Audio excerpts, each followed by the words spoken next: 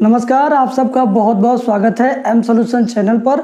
आज के वीडियो में हम साधारण ब्याज की एक ऐसी ट्रिक बताने वाले हैं जिसको जानने के बाद और सीखने के बाद आपको बेहद खुशी होगी। तो इस वीडियो को अंतिम तक ज़रूर देखिएगा। और इस वीडियो में जो सवाल बताया गया वो देखने में तो बहुत बड़ा लग रहा है, लेकिन जब इसकी ट्रिक मैं बताऊंगा तो आपको बेहद आसान महसूस होगा और शायद आपको याद भी हो जाएगा, याद करना भी नहीं पड़ेगा। तो इस वीडियो को अंतिम तक ज़रूर देखिए और कमेंट करके बताइए कि आपको समझ में आ गया कि नहीं आ गया और आपको ये ट्रिक कैसा लगा, अच्छा लगा कि नहीं लगा। तो ये बात ज़रूर आप बताइएगा। चलिए देख लेते हैं कि कैसे होगा इसका सलूशन। देखिए, सवाल कहता है कि एक व्यक्ति ने बैंक से 8,000 रुपया इस शर्त पर उधार लिया कि पहले 5 वर्ष के लिए 6%, अगले 3 वर्ष के लिए 8%, इसके बाद 8 वर्ष के लिए 10% वार्षिक साधारण ब्याज लगेगा। यदि वह 12 वर्ष के अंत में उधार लौटाए तो उसे कितना ब्याज देना पड़ेगा। बात कुछ इस तरीके से है कि एक आदमी है, उसने 8,000 रुपया बैंक से उधार लिया, कर्ज लिया यानी लोन लिया। तो उसमें कई तरह की शर्तें हैं। शर्तें क्या है कि पहले 5 वर्ष, शुरुआत के 5 साल तक 6% ब्याज देना पड़ेगा, उसके बाद 3 वर्ष तक और बढ़ेगा तो 8% ब्याज देना पड़ेगा, लेकिन इसके बाद 8 वर्ष के लिए उसको 10% ब्याज देना पड़ेगा। यदि वह 12 वर्ष के अंत में उधार लौटाएगा तो ब्याज कितना देना पड़ेगा ये आपको बताना है। तो बेहद सिंपल तरीका है, बहुत ही आसान तरीका है। देखिए कैसे करना है, ध्यान से देखिएगा। क्या लिखा है, कितना रुपया लिया उधार, 8,000। कितना रुपया लिया उधार, 8,000।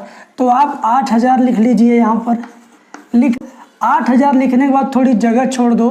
जगह छोड़ने के बाद क्या लिखना है, 5 वर्ष के लिए 6%, तो यहाँ लिख दो 5 6। फिर थोड़ी जगह छोड़कर लिखना है क्या, 3 वर्ष के लिए 8%, तो यहाँ लिखेंगे 3 8। फिर थोड़ी जगह छोड़ देना है 8 वर्ष के लिए 10%, 8 वर्ष के लिए 10%। तो ये जो 8 वर्ष है और ये 10% है, इसको भी साथ साथ लिखना है। ठीक है, इतना आपने लिख लिया। लिखने का तरीका आपको पता चल गया। अब इसमें एक हमने गलती किया है, आप भी गलती करिएगा, उसके बाद सुधारिएगा। तरीका क्या है देखिए, सवाल को समझते हैं। 8,000 रुपया उधार लिया, 5 वर्ष के लिए 6%, अगले 3 वर्ष के लिए 8%, इसके बाद 8 वर्ष के लिए 10% वार्षिक साधारण ब्याज लगेगा। यदि वह 12 वर्ष के अंत में उधार लौटाए, जरा सोचिए समझिए, 12 वर्ष के अंत में उधार लौटाए यानी 12 साल में उधार लौटाएगा, तो जरा सोचिए कुल मिला के वो 12 साल में लौटाएगा तो 5 साल 12 में से घटा दो, कितना बचा, 7 साल। फिर ये 3 साल भी 12 में से, उस 7 में से घटा दो, कितना बचा, 4 साल। ठीक है ना। तो जो 4 साल आ गया अंतिम में, उसको हम लिखेंगे, इस 8 वर्ष की जगह पर लिखेंगे 4 वर्ष। नहीं समझे, सुनो मेरी बात को। जब वो 12 साल में वापस लौटा रहा है, 5 साल तक दूसरा हिसाब रहेगा, उसके बाद 3 साल तक दूसरा हिसाब रहेगा, तो 5 3 8 साल तक दूसरा हिसाब, 8 साल तक तो दूसरा हिसाब है। लेकिन जब वो 12 साल में लौटा रहा है तो 8 साल के बाद कितना साल बचा, 4 साल बचा। ठीक है ना, तो वो हम यहाँ पे लिखेंगे लास्ट में। 8 वर्ष के लिए 10% बोला है ना, लेकिन इस 8 वर्ष को हम केवल 4 वर्ष लिखेंगे। क्यों, क्योंकि सुनिए सुनिए सुनिए, ये जो 12 वर्ष है ना, ये वर्ष है 5 वर्ष 6%, 3 वर्ष 8%, 4 वर्ष 10%। ये 4 क्यों करना पड़ेगा, मजबूरी है। क्यों, क्योंकि देखिए कुल समय 12 वर्ष आना चाहिए, तो 5 3 8, 8 4 12। ये जो पहला है क्या, ये वर्ष है, समझ गए ना। तो ये 12 वर्ष आना चाहिए। अगर इतना समझ गए हो तो बाकी अब कुछ नहीं करना है, ध्यान से देखिए। अब आप यहाँ बड़ा ब्रैकेट लगा दीजिए। अब जो पास है इनके बीच में गुणा का चिन्ह लगा दीजिए। ज़्यादा स्पेस जहाँ पर है वहाँ पर जोड़ का चिन्ह लगा दीजिए। बटे में 100 लिख दीजिए, 0000 काट दीजिए, हो गया 80, अंदर 30 हो गया, 24 हो गया, 40 हो गया, 40 30 70, 70 20 90 4 94, 80 गुणे 94 गुणा कर दीजिए। 8 चौक 32 को 2 हासिल 3, 8 9 72 3 75, एक जीरो बढ़ा देंगे, 75 20 रुपया आ गया आंसर, 75 20 रुपया। उसको 12 वर्ष के अंत में उधार लौटाए तो ब्याज देना पड़ेगा 75 20 रुपया। समझ गए बात को? अगर नहीं समझे हो तो एक बार और समझने की कोशिश करना कि 12 वर्ष के अंत में उधार लौटाएगा तो जो कुल समय है, ये जो इसमें से पहला है वो टाइम है, ये जो पहले लिखा है वो समय है, ये जो पहले लिखा है वो समय है, कुल समय जोड़ने पर यही आना चाहिए जितने वर्ष के अंत में वो लौटा रहा है। बस इसी से आपका पता चल जाएगा यहाँ कितना लिखना है। क्लियर? अगला सवाल करते हैं ताकि आपको और अच्छे से समझ में आ जाए। यदि आप चाहते हो कि इसी तरीके की वीडियो पा करके पूरा पॉलिटेक्निक एंट्रेंस एग्जाम क्वालिफाई करना, एक अच्छा कॉलेज पाना, अच्छा रैंक पाना, तो आप किसी भी यूट्यूब चैनल पर जाओगे तो कोई भी यूट्यूब वाला आपको पूरा सिलेबस नहीं पढ़ाएगा, सीरियल वाइज नहीं पढ़ाएगा, एक किनारे से A to Z नहीं पढ़ाएगा।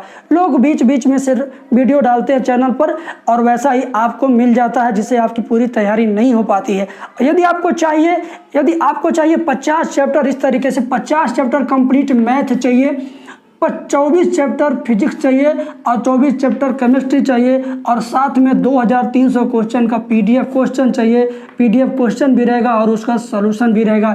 ये सारी चीज़ें यदि आप चाहते हैं कि आपको मिल जाए और आपकी परीक्षा अच्छे से निकल जाए, आप एक अच्छा रैंक पा सको और एक अच्छे कॉलेज में एडमिशन पा सको, तो इसके लिए क्या करना है, आपको मेरे व्हाट्सएप नंबर 7525 81 80 38 पर POLY पॉली लिख करके व्हाट्सएप करना है। हम आपको ये सारी चीज़ें देंगे लेकिन थोड़ी सी फीस लेंगे।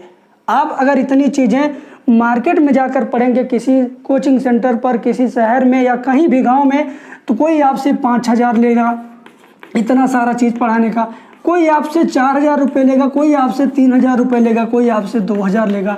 यदि गांव में भी पढ़ोगे इतना सारा पढ़ाने का, आपसे 2000 तो कम से कम लिया ही जाएगा। तो मैं आपको इतनी सारी चीज़ें दे रहा हूँ, ना 5000 में, ना 4000 में, ना 3000 में, ना 2000 में, मात्र ये सारी चीज़ें हटा दिया जाए तो मात्र मैं आपको 500 रुपये में ये सारी चीज़ें दे रहा हूँ। ये 500 रुपये इतना कम इसलिए रखा गया है कि गरीब से गरीब स्टूडेंट भी इस फीस को पे करके अपनी पढ़ाई कर सके और अच्छे कॉलेज में एडमिशन लेकर के अपना भविष्य अच्छा बना सके। तो ये रहा थोड़ा सा आपके लिए ज़रूरी सूचना, मुझे लगा बताना उचित है तो मैंने बताया। चलिए अब हम लोग सॉल्व करते हैं अगला क्वेश्चन। अब जरा दूसरा नंबर सवाल देखिए आप। दूसरे नंबर सवाल में क्या है, वही चीज़ है लेकिन थोड़ा सा घुमा दिया गया। कैसे? देखिए, किसी धनराशि पर पहले 2 वर्ष के लिए 4%, अगले 4 वर्ष के लिए 6% और इससे अधिक समय के लिए 8% वार्षिक ब्याज जोड़ा गया। यदि 9 वर्षों में, कितने वर्षों में? 9 वर्षों में कुल ब्याज इतना रुपया हो तो वह धनराशि ज्ञात कीजिए, या वह धनराशि इसमें से क्या है। इसके पहले वाले सवाल में क्या था, धनराशि दे दिया था, 8000 रुपया धनराशि दे दिया था और यहाँ पर क्या उसी धनराशि को पूछ रहा है। तो मान लीजिए मूलधन जो होता है उसको हम लोग क्या बोलते हैं, प्रिंसिपल वैल्यू P बोलते हैं। तो मान लीजिए वो धनराशि क्या है, P है। मैंने यहाँ पर 8000 लिखा तो अब की बार यहाँ पर मैंने P लिख दिया, थोड़ी जगह छोड़ते हैं। क्या है, पहले 2 वर्ष के लिए 4% लिखेंगे, 2 वर्ष 4%। अब की बार मैं समय भी लिख रहा हूँ, परसेंट भी लिख रहा हूँ ताकि आपको और ज़्यादा अधिक समझ में आ जाए। आप मन में जानिएगा कि 2 वर्ष 4%, 2 वर्ष 4%, ठीक है। फिर क्या है, अगले 4 वर्ष के लिए 6%, अगले 4 वर्ष के लिए 6%। फिर क्या बोलता है, इससे अधिक समय के लिए 8%।